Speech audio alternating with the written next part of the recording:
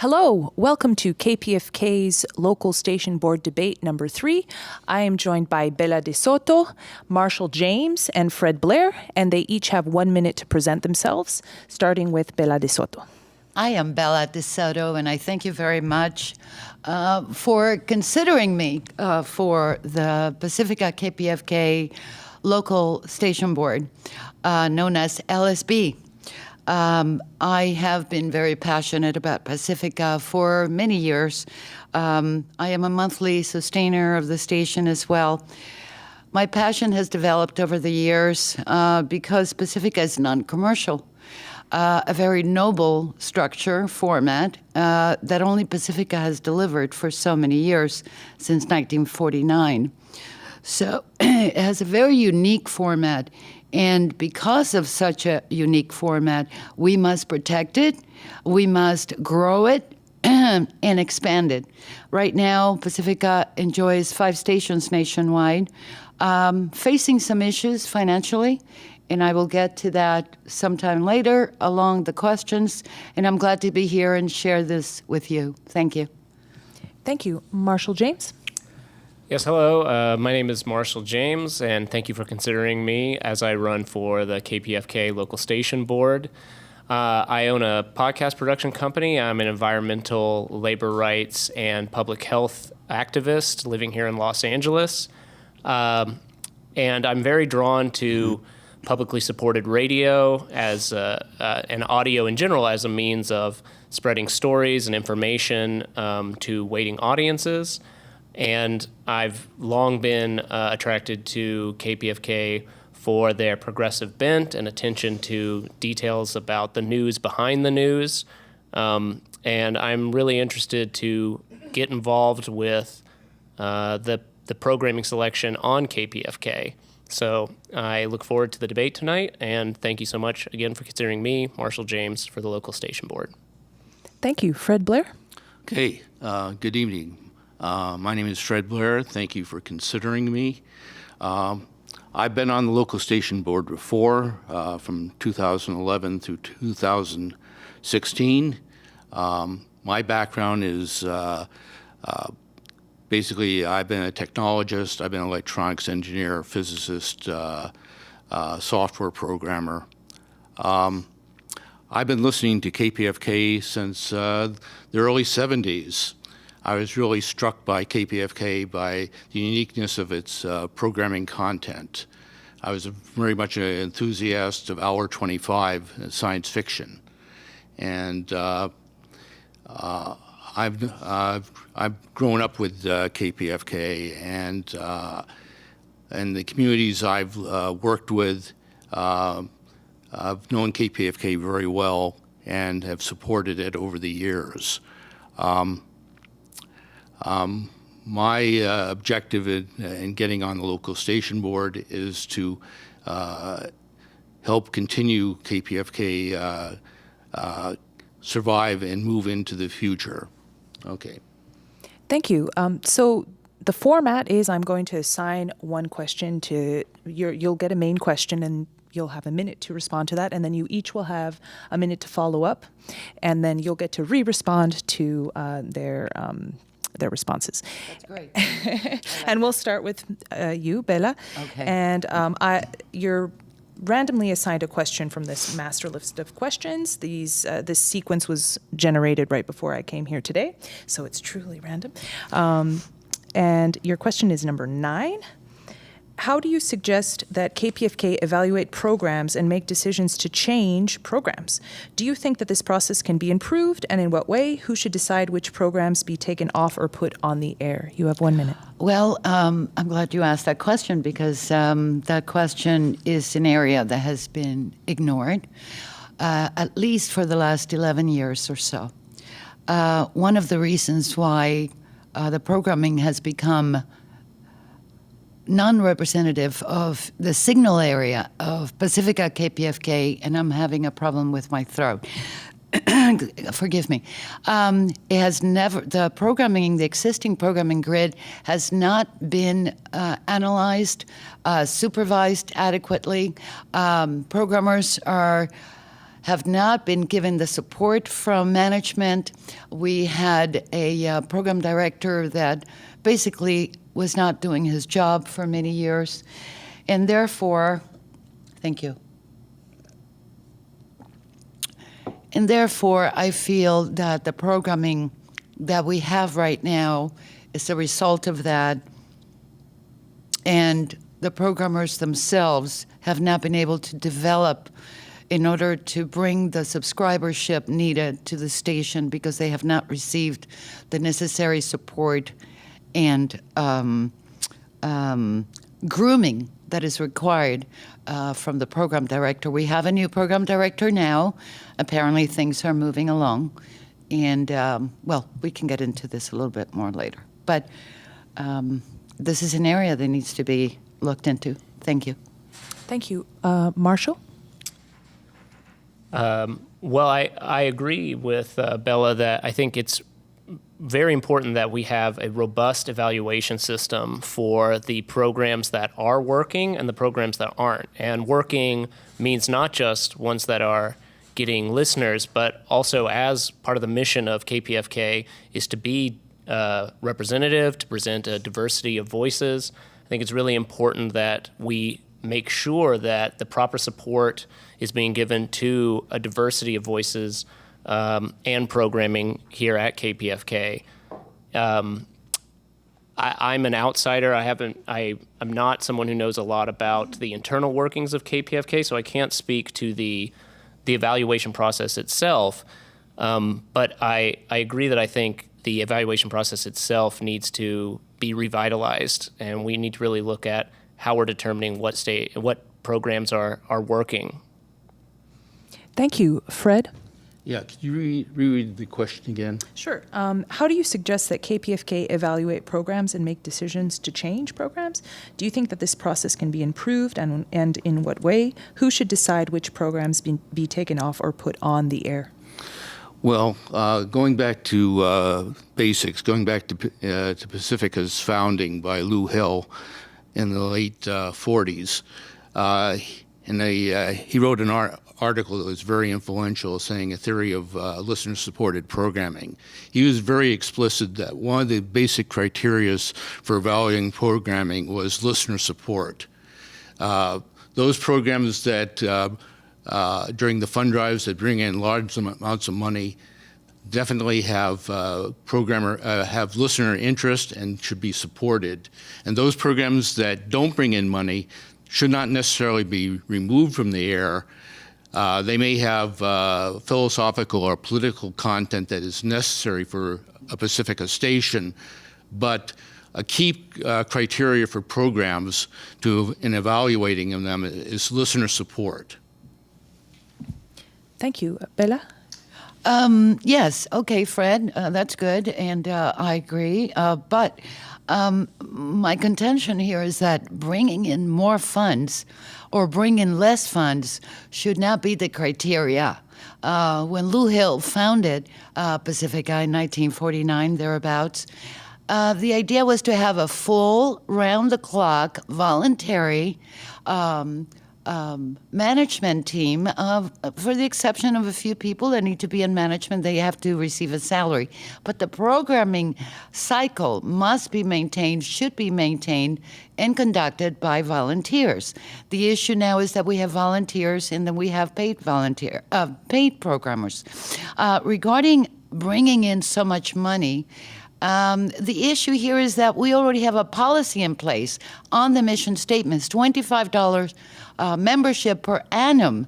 And that is what Lou Hill founded Pacifica on, not to just cater to a few deep pockets, but the many voices, the many communities within our signal area. Thank you. Thank you. Moving on to the next question. This goes to Marshall James. This is a good follow-up question. 12. Do we need a program council? If one were to exist, who would be on it and how would they get on it? What are the pros and cons of having a program council? You have 1 minute.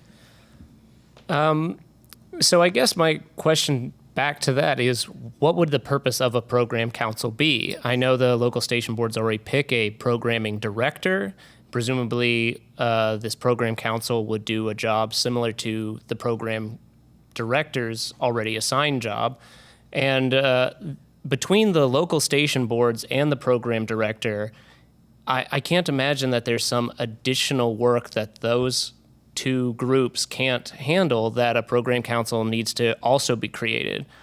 From my understanding, KPFK is already weighted under the burden of an extremely verbose bylaw system, a lot of bureaucracy that I think is really slowing down KPFK's ability to adapt in the internet age. And so I don't think more bureaucracy is going to be a solution to KPFK's problems. Thank you. Fred, Blair? I think Marshall is correct. I'm not opposed to a program council. Excuse me.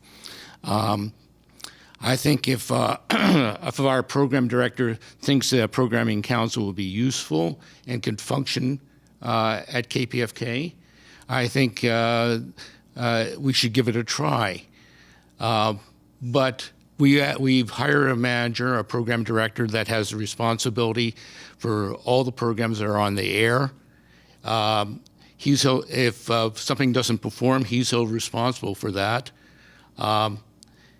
So a programming council could, in many ways, get in the way of the process of program evaluation and program generation. Thank you. Bella? The reason why we need a program council, and there was one operating who did a lot of work, the work that the program director never dared to do since before and since, which is why we now have a new program director, is to play a role between the LSB and the listeners out there with the input of the listeners. We, the listeners, are the owners of our Pacifica Radio Foundation. This is why we pay, we contribute, we do monthly sustainership. This is our right. Our right is to give input to management so they know what we want. And again, this is tied in at the hip of whether or not one of the criteria or criterion should be or should not be whether or not you bring in a lot of money instead of attracting many new subscribers, each at a $25 membership, which is what our Pacifica mission statement and bylaws is based on. So we definitely need a program council. We cannot entrust all the decisions 100% to someone that in recent years became a dictator. And this is not what we want. We want input between the listeners and management and the LSB. And the program council can do that. Thank you. Marshall, you can follow up. Well, I think Bella has a really good point. If we purport to have progressive values, and among those is finding consensus and broad diversity of opinions, then perhaps we shouldn't have a single person determining the entire program content of a 24-hour, 7-day-a-week radio station. So if the purpose of the programming council would be essentially to replace one director with a whole council of advisors, then I think that's a good experiment to take.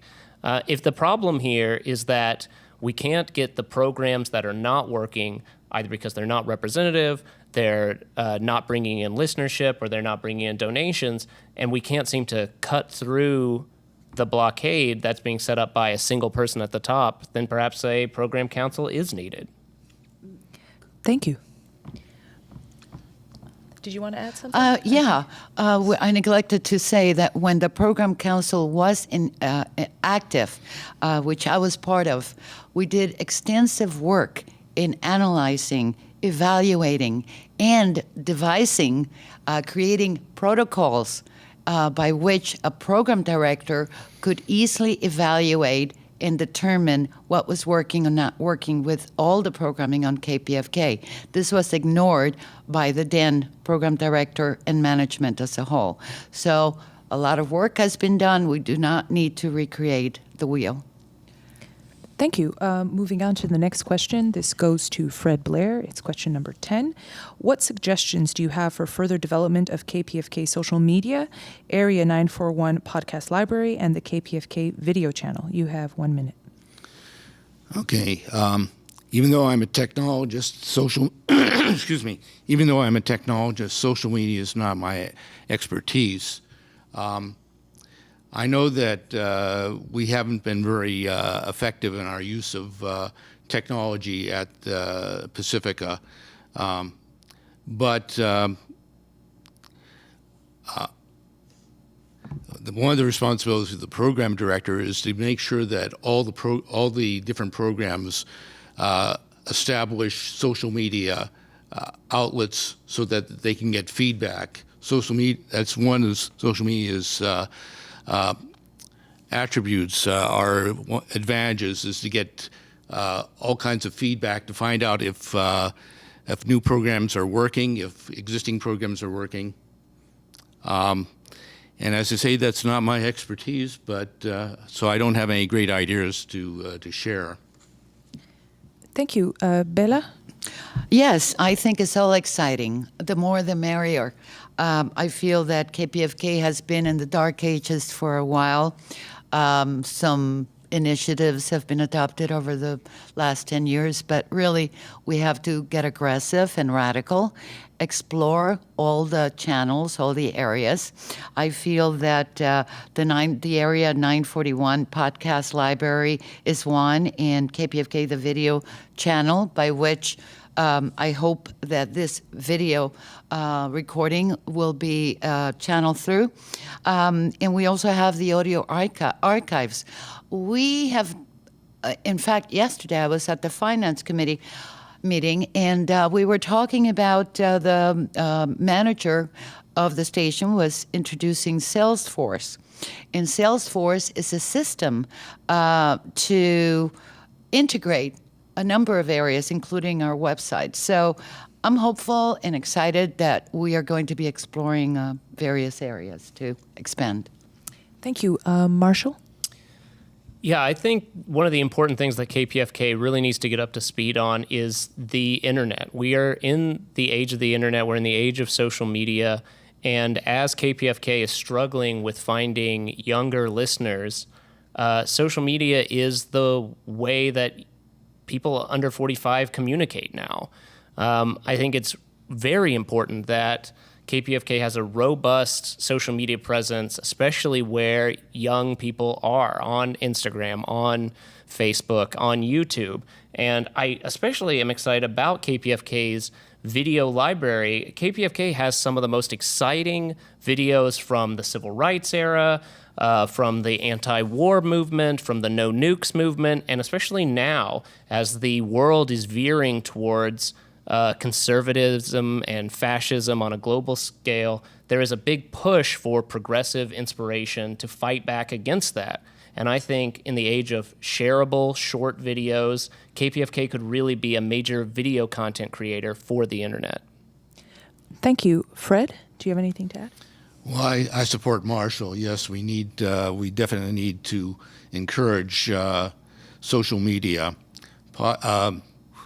I want to make one correction that we don't have a video archive. We have an audio archive of going back to the very beginnings of Pacifica. But video is obviously the thing today and is easy for people to generate. And we need to be a leading force within these new technological developments because that's the future, obviously. Thank you. So moving on to the next question, and this question number 2, and it goes to Bella. Describe your proposals to improve the governance structure. For example, how would you change the bylaws, the election process, the size and composition of local station boards, and the PNB? Well, a number of attempts have been made, I'm afraid, in the wrong direction, and that is bylaws amendments have been made, in fact, in the last year, since the controlling folks now came to be, which I feel are wrong, and that is to limit the size of the local station board. The size is fine. This is how we can get the many to vote, how we can get the many to get excited about the many things that need to be attended to by Pacifica Radio. We need more and more people to get excited about attending the committees. We need more and more excitement about people wanting to attend the monthly meetings of the local station board. It is never advertised or announced on the station, on the air. And we need to pay attention to that if we want to attract the talent and the energy that we need. Regarding the bylaws, well, that's a Herculean question. And by the way, the last time I checked, it's 46 pages. And I don't think I'm in the position here to go over that, but I'm sure that I would like to undo all the amendments that have been done in the last 2 years. Rescind. Thank you. Marshall? Yeah, so I was approached around this time last year to run for this local station board, and I was very excited at the time. And the proposed election time was going to be in the summer of last year, and I was also given a primer on the bylaws, and the people who were already on the local station board were like, yeah, here's the link to the bylaws, but they're very labyrinthine. Here are the hot takes from the bylaws. So I feel like the overall impression that I've gotten is that the KPFK has gotten into this problem that organizations sometimes do, which is to try and solve an institutional issue by putting more institutional bureaucracy on top of what is already an inefficient system. So if anything, I think the bylaws themselves maybe need a full reexamination and paring down to streamline the decision-making process, to streamline the overall governance structure. And especially when it comes to the election, we should not set moving targets for when an election is going to happen. So there needs to be reliability. When an election time slides over half of a year, it sends the message to the potential voters that this organization is in disarray. Thank you. Fred? Well, given my position as serving on the board in the past for 6 years, I have definite opinions on the bylaws. And the bylaws definitely need to be changed. We've fought for these changes previously, and factional divisions have blocked them. But the major change that needs to be made is that the boards are too big and too unwieldy, and they need to be reduced in size to about the size of a jury. Most typical boards are about 10 to 12 people, and our boards are, the board of directors are 22 people, and the local station boards are 24 people. We even have problems because of the size, we even have problems reaching quorum at the local station boards. So that's the major change that needs to happen. And and I think with good people on the board, it can happen this year. Thank you. Bella? Yes. Marshall, you said reliability. Well, however, reliability requires control checks. And although the bylaws is 46 pages, it's a very well thought out bylaws. I have to agree with that. And I want you to understand that. I want to also point out that the more folks we have to a certain number, like 22 or 23 or 24, is a robust number for the nature of Pacifica being a non-commercial and supported by subscription. And no one can change that.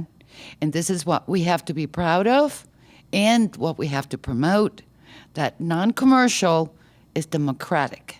The non-commercial is not dictatorship. Therefore, my position is that I want as many voices as possible and attract as many people as possible. Again, I bring you to the $25 membership per year. Not the big pockets. Thank you. Thank you. So moving on to the next question. This is for Marshall James. Should the LSB involve itself in programming? Describe the extent of this involvement and the pros and cons. You have 1 minute. Well, to my understanding, the LSB must involve itself in programming. Currently, the Pacifica networks are dealing with an issue of programs themselves being all over the place in terms of listenership and quality and the ideas that are being promoted.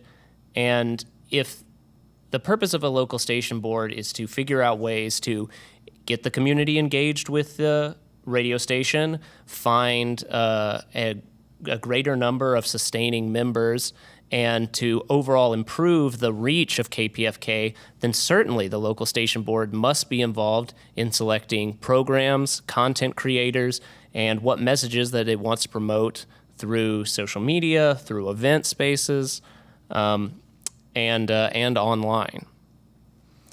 Thank you. Fred? Yes. My position on the boards getting involved in programming is that the boards need to be cognizant of the quality of the programming that's going on, but the boards, there needs to be only one person, the program director, that actually controls the programming. There's an old saying in English: too many chefs spoil the soup. Too many people getting involved in programming just leads to anarchy. You need to have one person that's responsible and is held responsible for the programming, so that there's consistency and consistency in the programming. And I've lost my train of thought, so I'm going to stop at this point. Okay. Thank you. Bella? Yes, I want to mention that Pacifica is about mission statements about arts, culture, literature, public affairs, poetry, and much more. It's a high order, tall order. The LSB has a committee. One of its duties is to enact a committee which is titled Programming Committee. The Programming Committee then liaisons with the program director and liaisons with the rest of the board, and as well with the community of listeners. And then the Program Council also liaisons with the Programming Committee. Now, the Programming Committee has not been active at all for the last 2 years, and this is not good. And this is how we bring about the best programming to our listeners. We have a number of voices that can represent the different opinions, not dictatorship by one person having a block of time called strip programming across the week, instead of having many voices, different analysis, so that everybody can be heard. Thank you. Marshall? Yes, I think this is really important. If KPFK has been having difficulty because a programming director has not been able to, fully embrace their duty in selecting and highlighting the really successful programs that are working, then I think it's very important that this programming committee become a greater part of the programming director's circle of advisors in selecting this sort of, and selecting and highlighting the programs that need to be focused on. I mean, the problem with leaving one person in charge of programming for an organization with such a broad message as KPFK is every human being has biases. Every human being has things they like and things they don't like. And so it doesn't matter who the programming director is, they will necessarily have blind spots in things that they value, in voices that they undervalue, and voices that they overvalue. So I think no matter what the final structure ends up being, a good programming director needs a representative advisory board around them to help with the selection of programming on KPFK. Thank you. Moving on to the next question. This question goes to Fred Blair, and it is number 11. Oh, no, sorry. It is number 6. What is your understanding of KPFK's and Pacifica's financial challenges, and how do you propose to resolve these problems? You have 1 minute. Well, the basic financial challenge to Pacifica and KPFK, which is a subunit of Pacifica, is that the income that the Pacifica network has been raising for as long as I've been involved in governance has been less than its expenses. That leaves deficits are the problem. So that any accountant will tell you that you can't run deficits forever. Eventually, they catch up with you, and now that leads to a financial crisis, and that's where Pacifica is right now. We have a major debt of $3.5 million, and currently our income is just basically we're just breaking even. Okay. Thank you. Bella? Well, if we look at the history of KPFK, about 11 years ago, what were we doing right that we were able to enjoy raising $1 million in 2 weeks? What was it that KPFK was doing then that stopped doing since? We were in many communities. We were covering many events. We had live coverage from the streets on the airwaves of KPFK. This was an excitement. Many subscribers were gained through this. And all of a sudden, when that general manager was forced out by some prevailing situations, which I cannot get into now, things began to decline. And that program director that was just let go recently began to undo everything that had been worked for so hard. The reason why we are facing this $3 million deficit is because we have let go of our protocol to attract $25 per listener per year. The many versus the few deep pockets that dry out eventually, don't they? So my position is, let's open up the gateways and let's bring in everybody within the signal area so that we can get the necessary membership and get back with the CPB, Corporation for Public Broadcasting funding. Thank you. Marshall? Yes, Bella was making a point there at the end that I think is really important. Currently, as I understand it, Pacifica does not have a full complement of people on its community advisory boards. And as a result, we are missing out on close to $1 million a year in funding from the Corporation for Public Broadcasting. So that right off the bat is a way to cut part of the deficit. This needs to be a priority number one for both the local station boards and for the Pacifica National Board. We have to fill those community advisory boards. Another thing that I think is really important is in the age of internet broadcasting, which we are in and we will not be leaving anytime soon, is to position ourselves thinking about the programs that are being created by KPFK content creators. We need to be thinking about how they can reach listeners through internet, through podcasting, and potentially through subscription-based services where there is where people who like a program can really sustain it through services like Patreon, through services like special behind-the-scenes like subscription plans. And that would be a way to bring in the $25 per listener.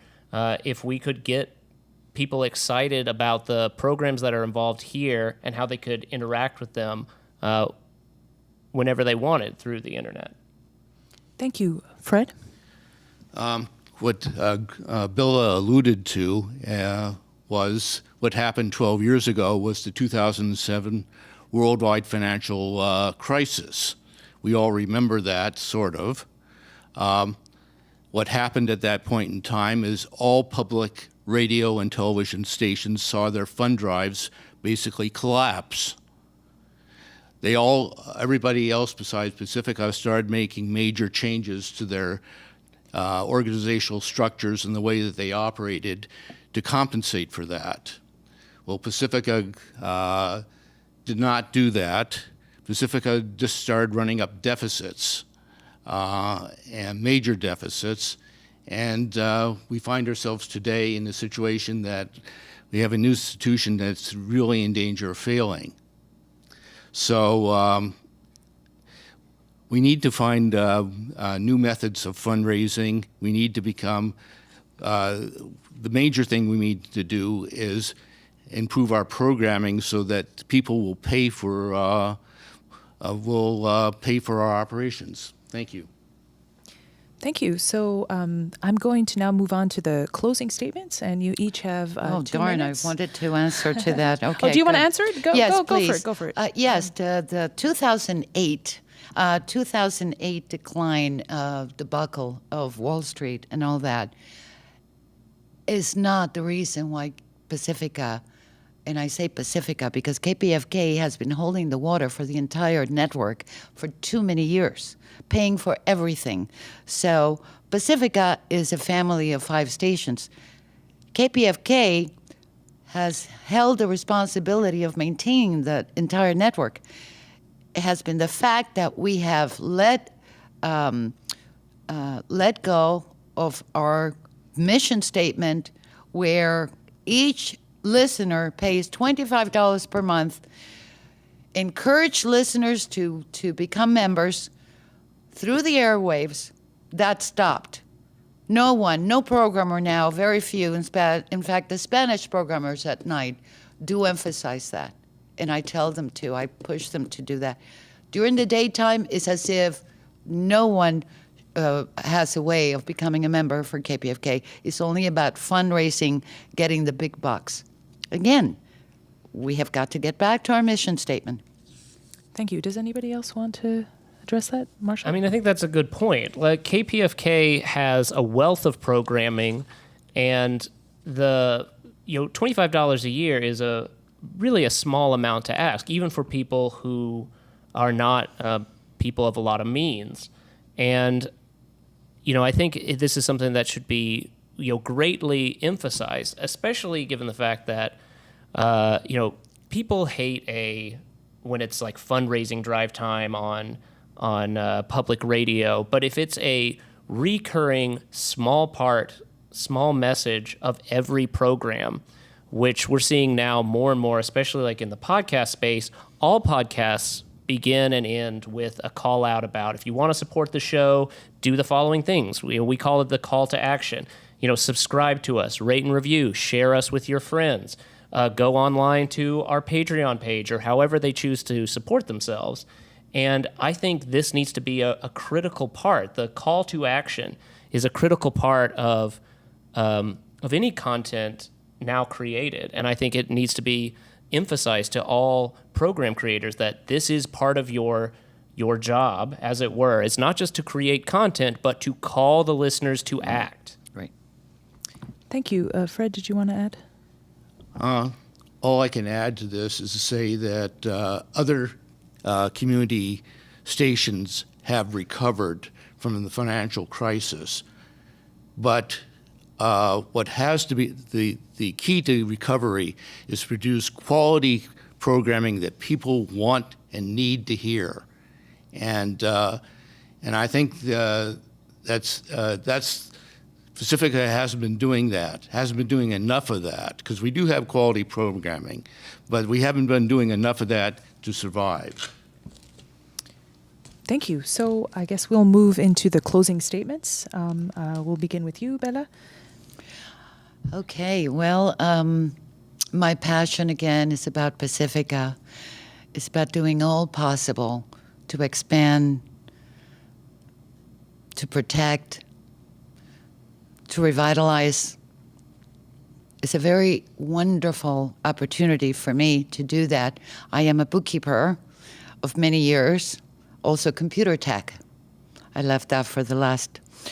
I bring a lot to the table, many attributes, networking in the community. I also co-produce a community newspaper, Changelinks, with a very extensive community calendar, which recently I proposed to KPFK to partner up so that we can support each other, promoting each other. I fully support I am an independent candidate, by the way, so I am not with any slate. I wish there were no slates, but being what it is, I do support the grassroots slate, and I support Michael Novick, Reza Poor, Tyann Chesser, and Jeff Silverman, and of course, independent candidate Doug Barnett. I am Bella DeSoto. I ask for your vote as number 1, daringly, and I hope that you can understand that my heart is in the right place to do the very best for a beautiful, non-commercial radio station, KPFK. Thank you. Thank you. Marshall James? Yes, well, I want to thank KPFK again for this opportunity to run for the local station board. I think it's very important that KPFK be really looking towards the future, and not only the future, but the present that we're in now. We are at a time that is critical for the world and for the United States. We are in the middle of a cultural civil war, and a strong voice for progressive, community, inclusive values is more important than ever now. I know I was drawn to KPFK through the work of Amy Goodman and Democracy Now!, and I think KPFK is well positioned to reach out to the growing interest and engagement from the progressive left. I bring a youthful vision and energy and understanding about the internet culture, audio as it now applies to the internet itself. And I think it's really important now more than ever that KPFK transcend simply terrestrial radio and go into the future of electronic radio. So my name is Marshall James. I would appreciate your vote, and thank you so much for considering me. Thank you. Fred Blair? Yes. Yes, the world definitely does need Pacifica Radio. All 5 stations and all the affiliates. We live in a world in crisis, political crisis, and we need Pacifica to do what it's supposed to be, what its original mission was, which was to be the 4th estate, to analyze, review, discuss the things that the mainstream media won't discuss. And so my fervent hope is that KPFK and Pacifica will prosper in the near future. And I'm going to try and do that. Again, my name is Fred Blair, and I'm running on candidateslate.org. And I hope, given my history of working on the boards, that you will favorably consider me. Thank you. Bye. Thank you very much. This closes the 3rd KPFK Local Station Board debate. I was joined by Fred Blair, Marshall James, and Bella DeSoto. Thank you. Thank you. You've been great. Thank you so much. My pleasure. Thank you to the viewers. Thank you.